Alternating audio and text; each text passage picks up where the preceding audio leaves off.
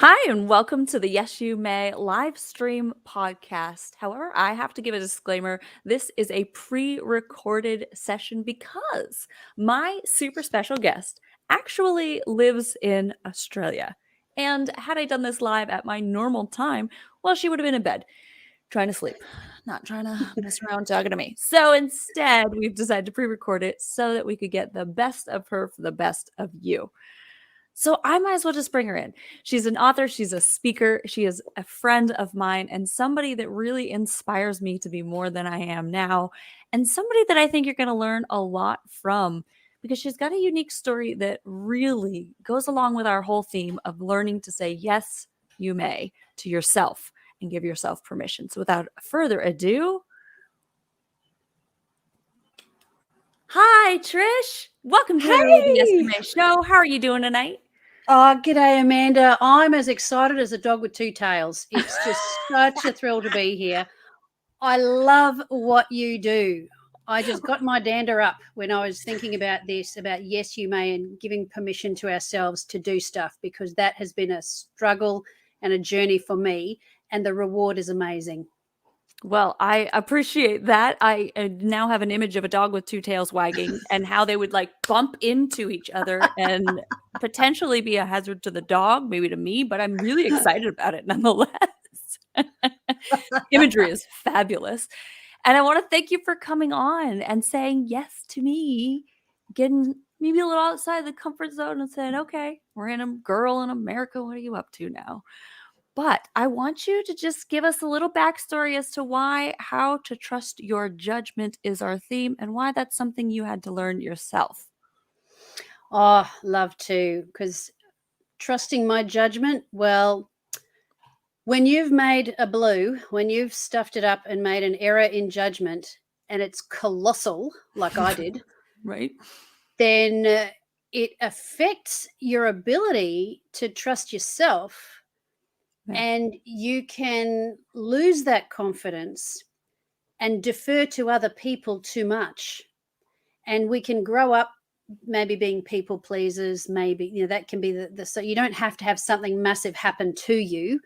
Although I do think that growing up being a people pleaser, wanting people, you want to be liked, you want approval, you want to be, Of and course. often we've been raised that we are rewarded for good behavior Yes. and we are penalized for not complying. So it doesn't mean that we're weak. It means that we've been conditioned. Yeah. And my story is such that oh my god, I'll just jump straight into it. Just jump in. Just I'll jump just right jump in. straight into Own it. that story. It's I will incredible. own that That's story, what I want. as embarrassing as it is. Well, 2005, I was working for a fellow who ran a mutual fund. What I didn't know is that he was a crook and he was stealing investors' money.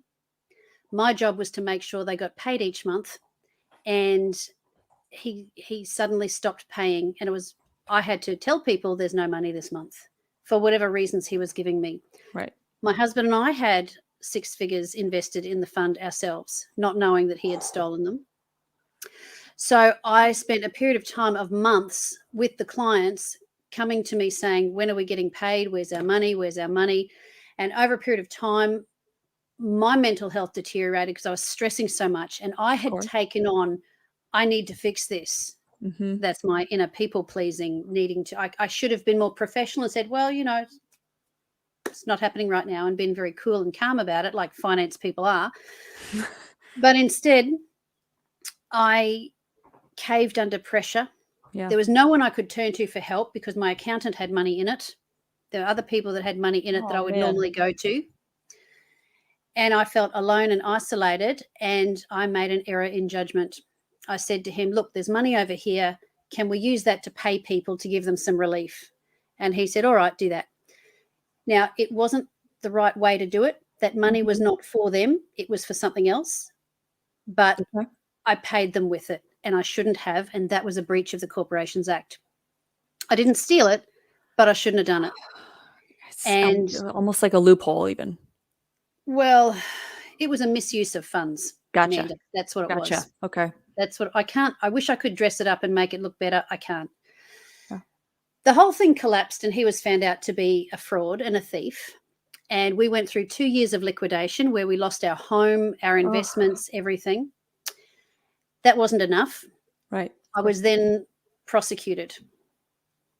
And in 2009, so this was like a 4-year journey so far, 2009, January, immediately after a year of the global financial crisis, when everyone's Right. touchy about Right. money, I could have got a fine for my breach. But what I actually got was the maximum. And I went to prison for 8 months in Wow. 2009. And that was the maximum. Well, it was a head sentence of 2.5 years. So the sentence is two and a Okay. half years, suspended after 8 months because I pled guilty, Okay. because I was. Right. Right. I own that. I misused those funds. I paid people when I shouldn't have. And that's the price I paid, away from my husband and our 3 little girls. Chelsea was 10, and we have identical twin girls who were 7 at the time. Wow. And we had moved in with my parents near where I live now. So just in case Right. I went away. And so then, yeah, we had that journey of Yeah. that period of time. And so my self-esteem, my confidence in my ability to make decisions around finance was just smashed. And we had been course. quite successful, but up until that point, which is why we had money to invest in the first place. Right. Funny how So that on works. the back end of that, Yeah. rebuilding my life was very, very hard. I'm sure. I'm sure.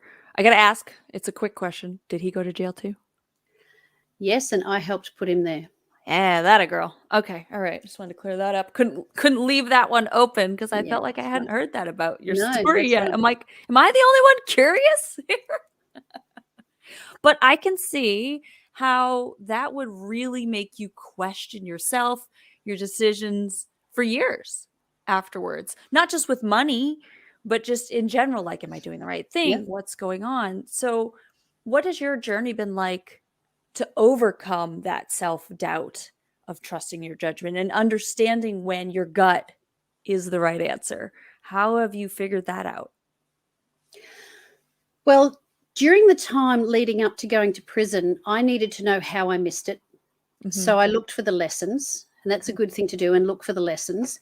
And I wrote a book that I didn't publish until after I came home. Mm. And that was a book for women on financial and relational fraud, Ugh. because that's actually this one here, which I don't talk a lot about finances these days, but dangerous. Well, whatever a successful woman needs to know to avoid being ripped off, it's how did I miss the cues? So I did a lot of research with the help of an investigator. That helped me regain my financial confidence, because I went, these are the questions I should have asked. This is what I should have known. And I didn't have a romantic relationship with this man, but the book covers that, because so often, particularly with women, when they get romantically involved, their judgment is, I won't say impaired, although I could. We have a bias, and we want to help the person that we love. And if our boundaries are not clear, we can get taken advantage of financially, and your judgment gets skewed, particularly if you have a history of being attracted to narcissists, or people that have not been good for you. Yep. So that helped. Yeah. I looked for, I won't say I did the journey well. I was looking for validation. When I came home, I didn't know who would be my friend. You find out who your friends are and who they're not. And, you would sound people out. And I am someone who craves encouragement. That my love language, one of my love languages, if people know about different love languages, is words of affirmation. Yep. So I would, I had to find out who my real friends were, because that's what you do find out when you go through a tough time. You've got the people you thought were your friend, and the people that surprise you by showing up and caring. Yes. Yeah. That was amazing, those experiences. And I just felt my self-esteem was so smashed that I just needed to I felt like I couldn't trust my own judgment with my future. Of course. And I knew I had a story to tell. I knew I had to decide. I knew even while I was in prison, I knew that it was not an ordinary experience. The fact that I was even there was extraordinary. And lawyers have validated that. They said, that it's just really strange that you ended up getting locked up. And while I was in there, I wrote letters and journal entries to keep my mind going. Yeah, you got to do something, right? Yeah. Yeah, and a lot of those lessons, and they ended up becoming a book. And that one is the Treasures of Darkness book, which is my letters and journal entries while I was there. And they're dated and so on. So I don't always look good in it because it's what I was actually going. But and I say that, well, apart from giving it a quick plug, but yeah, but I sought out. I didn't know what to do with my life, and it took a lot of courage to say, well, I couldn't go back to my job. My job was sales and finance. Well, I have a criminal record. Right. Who's going to hire someone to do that sort of thing? So I had to look at, well, what do I have to offer? And you've got to ask, what do I have to offer? And do an inventory of what you do have to offer. And that was my expertise in the fraud warning signals. And I thought, well, how can I put this book out without people finding out that, should I use a pseudonym? And it was like, no, as long as I try to keep this a secret, it will have power over me. And I had to make the decision. And I talked to a few people about whether I knew, I knew in my heart I was going to go public with this. Yeah. And I sounded out a few people who were very, they were like, ooh, are you sure you want to do that? And right, of course. When I talked about my book to a local, the president of a local women's business group, I had coffee with her and I said, look, after we talk, you may not want me to be part of the group. And I understand and I respect that, and I will just disappear into the background. I said, but this is what's happened to me, and these are the lessons I can offer the business ladies in your group. Yeah. If I'm acceptable enough, because I was ready to reject me before she could.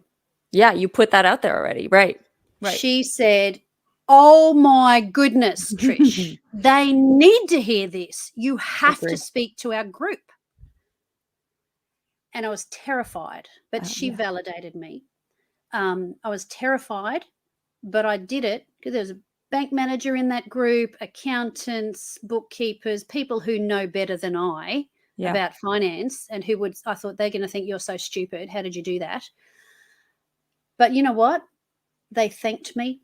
They put their arms around me and they said, you poor bugger.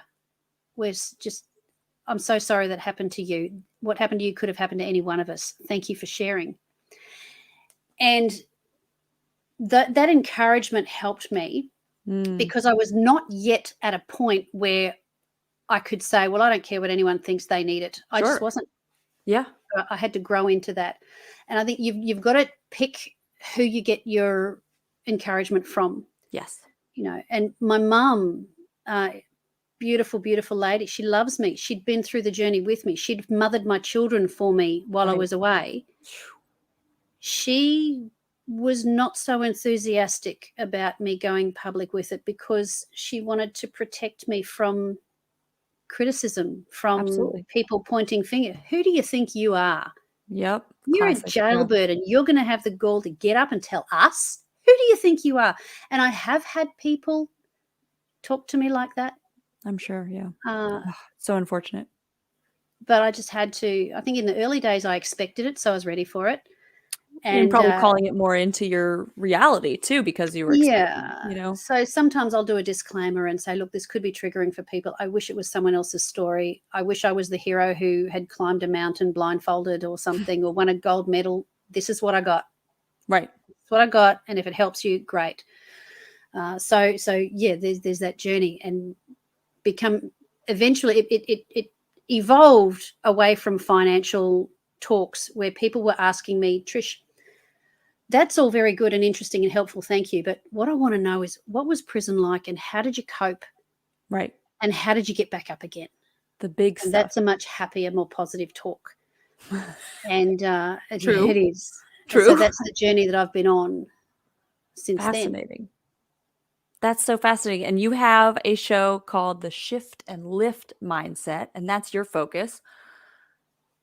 And I think that's the whole process, right? Sometimes we forget we're in the middle of something that we have to choose to make that shift and then lift ourselves back up, because we are the ones who ultimately are responsible to lifting ourselves back up and deciding and trusting ourselves and giving ourselves permission to make those decisions and keep going.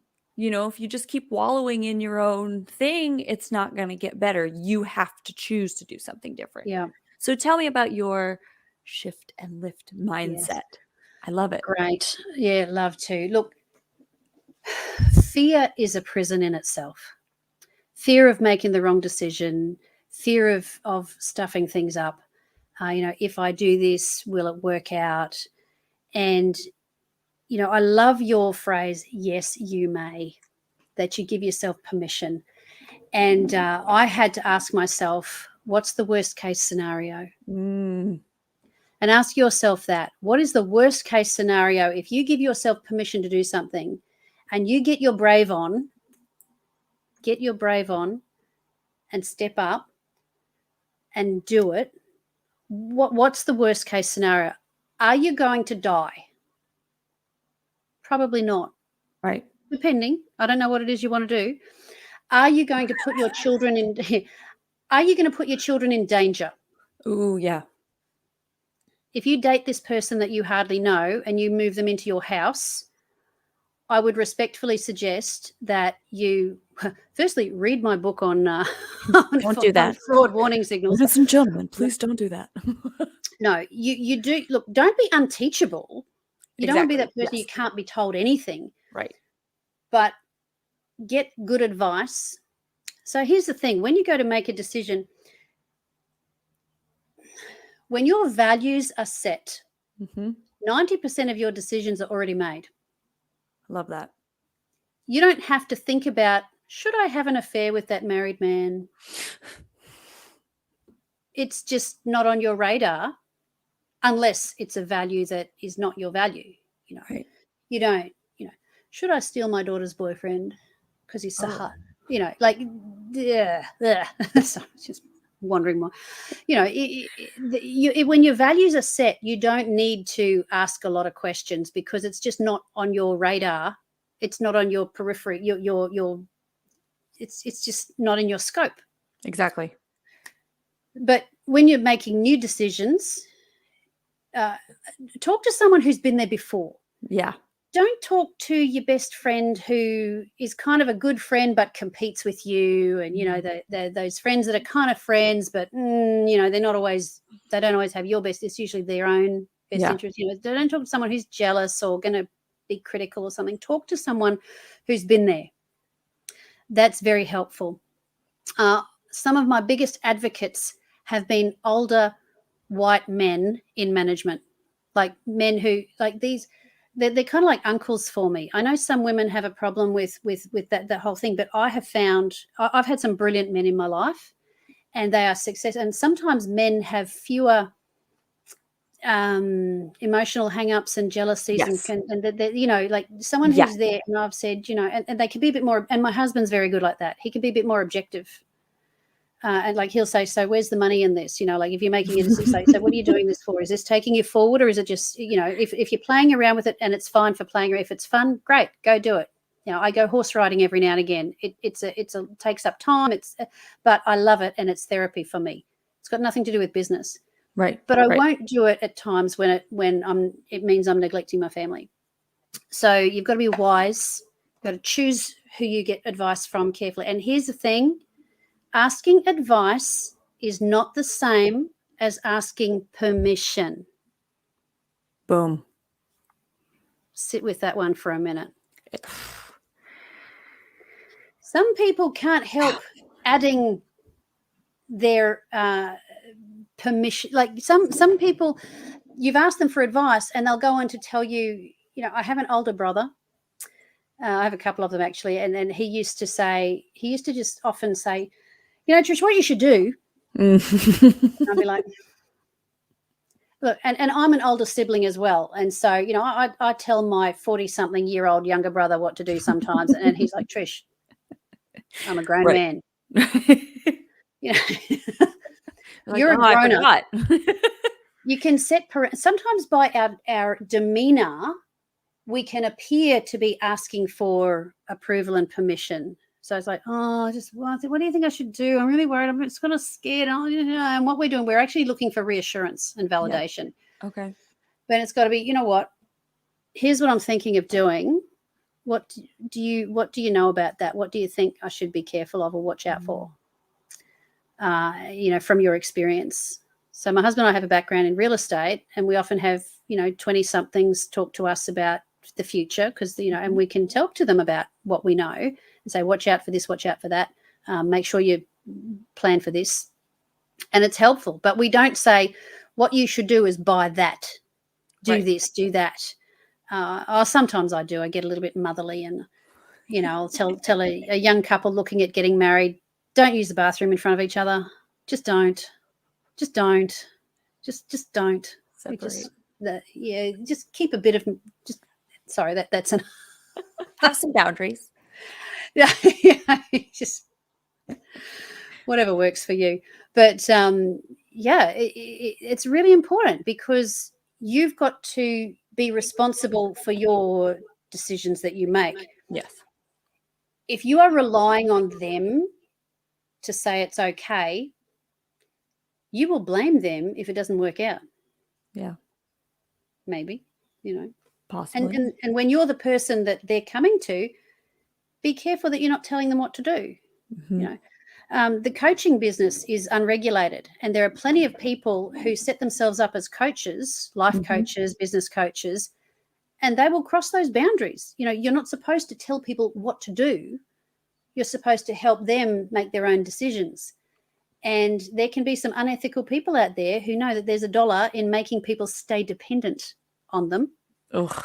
Yeah. Money to be made in keeping someone. Isn't that what narcissists do? They keep you needy. Very much so, yes. Yeah. So there you go. Keep trying to pull you back in. That's what they do. Ugh. It's interesting. I think there's something you don't know. Back when I was 20 I guess I left around 22. It was like 18 to 22. I was in a relationship that I ended up $70,000 in debt. Oh, yeah. And I'm out. Good news. But it tanked my credit score. And that's part of my journey that a lot of people, I guess I'm pretty transparent.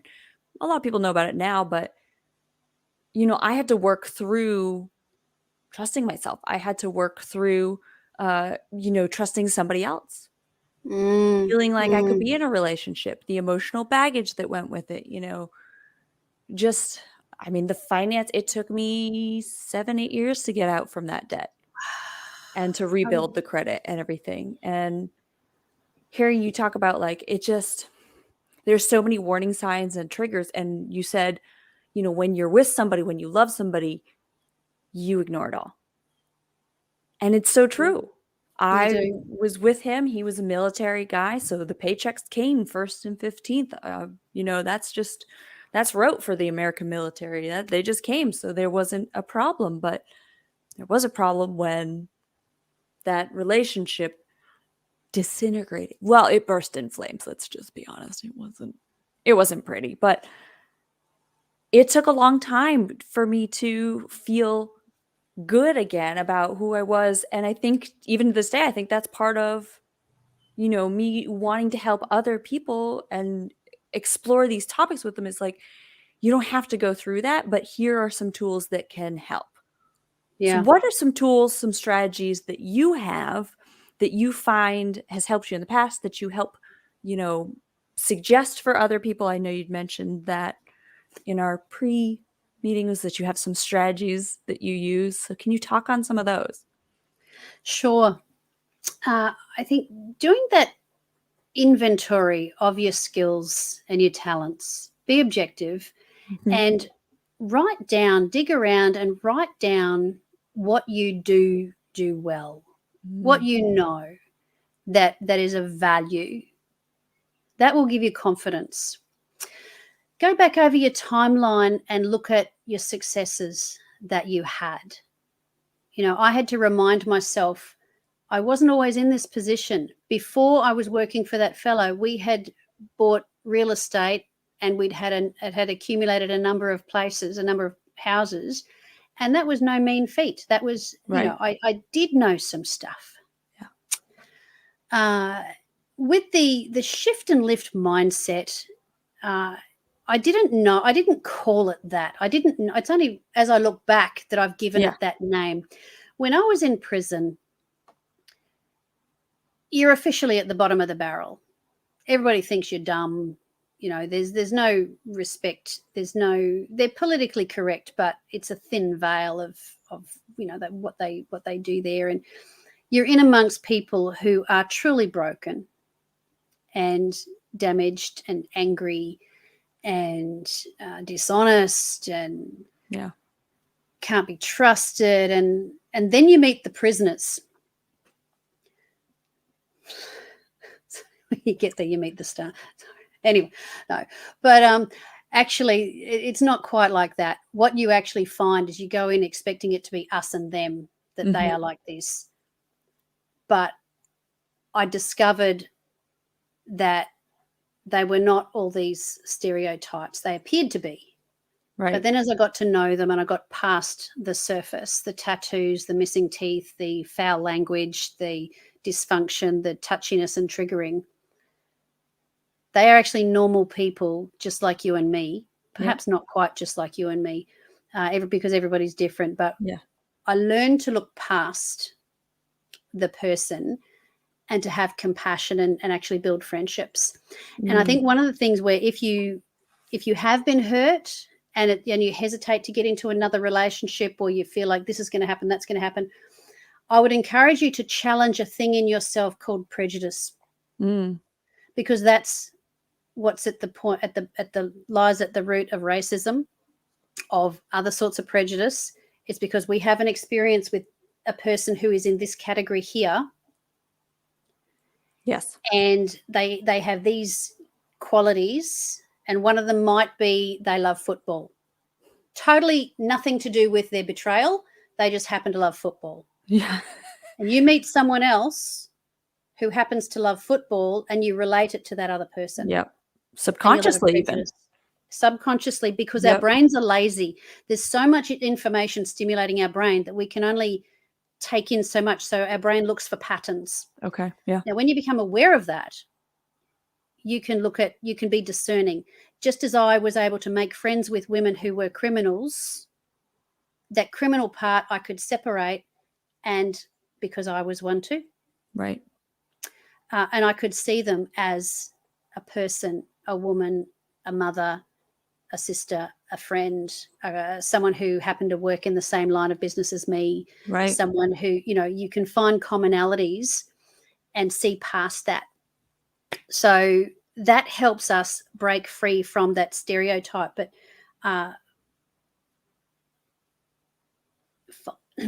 tips for me, I started asking 3 questions, and I didn't really realize I was doing this until afterwards. Okay. But in order to cope, I had to say, well, how else can I see this person? Particularly handy in a conflict. Sure. How else? Because when we are in a conflict with someone's upsetting us, we see them as the problem. Yeah. Right? As the mongrel, the bastard, the whatever. And, the names Americans are allowed to say on air. But how else can I see this person? Right. How else can I see the circumstance? Because we see the circumstance through our own lens. And then how else can I show up for this? Like that. Yeah, and it's particularly good when you're dealing with difficult people and hard circumstances. So I did that in prison. We were locked up, and right, there were lots of indignities, and I would say to myself, well, we could be starving on the streets of Calcutta, begging, but we're not. We get Right. fed. There's certain things that we can focus on and look for the good. So in terms of getting back to self-permission, it's becoming aware of your triggers, your hang-ups, your past, and recognizing when it's happening and giving yourself permission to step out of that, because you're playing a role. You're playing the role of victim, weakling, confused. By all means, I do want to encourage people, if you're having mental issues, please see a professional. Absolutely. Get some help. I was recently diagnosed with ADD. Hey, welcome to the club. Said that Hey. publicly. I thought, because I Welcome. just thought my mind, I had these birds flying around in my head, and I just couldn't. And I thought, I just cannot get my crap together. It's a good thing I do a lot of live stuff, because I can't sit still long enough to edit a video. That's why I do this live. Like, it's hello, I'm ADHD. Yeah, I'm like, and I don't that's have time to edit. What is that? No. I know. I love Who does speaking. I that? love delivering, and it comes from my heart. I don't have to do a lot of preparation, because I just pull it out. Yes. I make some dot points and pull it out. But my follow-up is terrible. Right. And making the most of opportunities and getting more business has not been great. Right. Now I've seen someone, and I've actually got some treatment for that, and I've got some little helpers that when I need to concentrate and work, and it's transformed my life. If you need to get help, get help. Amen. Your neighbor's sister's girlfriend is not qualified. Right. If so, and if you do have a preference that is spiritual, religious, Christian, whatever it might be, tap into those resources, because that's what I did too. And I would spend time in prayer, or for you it might be meditation, that calm. Here's another tip: you're making decisions, do a scan. You get quiet. If you're religious, you can ask Holy Spirit to highlight something to you, or whatever your religion might help you with. If it's not, you listen to your body and just get still. We're so busy, we don't take time to be still and listen, because there's a voice that will answer you, and it sits around here. And here's the problem: people will tell you, oh, just go with your heart, follow your heart. Listen, the heart is deceitfully wicked above all things. Who can know it? Sorry, that's a scripture. But your emotions are real and they're valid, but they're temporary. And they're unreliable. They're real, they're valid, they're unreliable. Yeah. We use our head knowledge to make assessments, and our heart tells us, oh, I really want to do this. Yeah. Well, that sounds fun. I know. And being a sanguine, and I tend to jump at things and the bright and shinies, and cost me a lot of money and lots of things. But your emotions are not the same as your gut. Right. In your spirit man. And so your emotions might say, I just want to run away with this man. But when you sit quietly, I mean, that's an extreme, but we want to be impulsive and follow our emotions. No. I mean, you want to sit quietly and just go, where is that still small voice? That little warning signal that goes, something off about this person. Yep. And your emotions won't do that. That is your inner man, your spirit that says, your gut that goes, ugh. And we've got to take the time to pull back and listen to that. And that will give you confidence, because you'll get some wins under your belt there, and you'll go, phew, dodged a bullet there. And you give yourself permission to listen to that, and you'll make better choices. I love that. So you told us, do a body scan, get still and listen. You also gave us 3 questions. How can I think differently about this person? How can I think differently about this situation? And what was the third question that you asked yourself? How can I show up differently for this? How can I show up differently for this? Those are all, oh man, those are such good questions. And then we closed out there with don't confuse emotions over your gut, because your gut's telling you something, you really got to tune into it. And that can be Yeah. so hard to do. But your judgment is valid. You don't need to Yeah. ask other people for permission. You don't need to Yeah. ask. Advice is good, but not when they're giving you a this is the only way to do it and that's it. Yep, that's There's a right. million ways to do everything. My husband has a saying, just to add to that, is he says, 11th commandment, thou shalt not kid thyself. So often what we want is not always what's best. And that's why you've got to listen to your gut, because it's that little voice that says, yeah,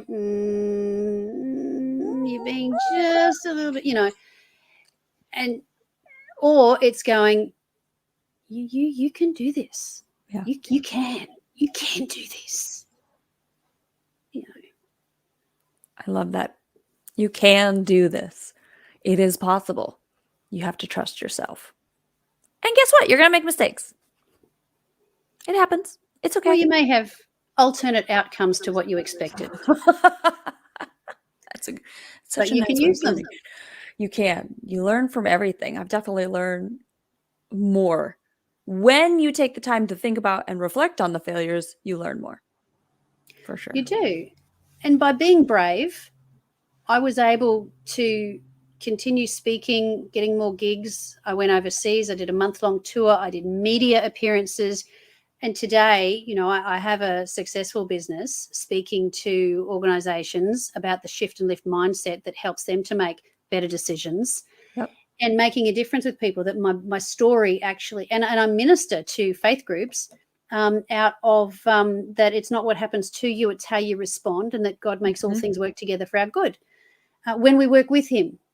But if we do nothing, nothing happens. Yeah, action. What's the worst that can happen? Just go for it. Have some adventures and do it. You can trust yourself. Only you can do you. I love that. Well, Trish, I want to be mindful of your time, although I'm sure we could talk for hours. So, no big deal. Where can people find you? Where, if they're interested in having you come in and share your story with their organization, what are the deets? Tell me all the things. The deets, speakertrishjenkins.com is my website. Okay. So they can find me there and see more videos and so on. We've got that. Yeah, they can have a look there and find out about. Oh, yeah, there we go. There's my website there. Strongest prison bars are in your head, so they can find out. I've got keynotes there that people can find out. If you would like to see more videos or catch up with me, or in fact watch Amanda May Gray on my show at Trish Jenkins.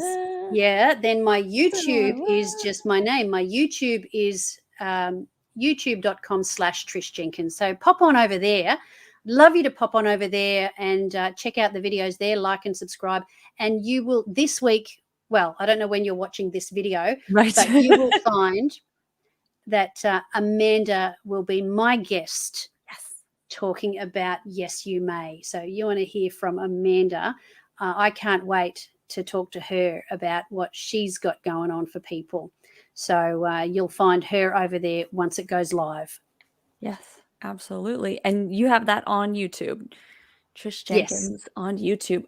Well, Trish, it has been such a pleasure.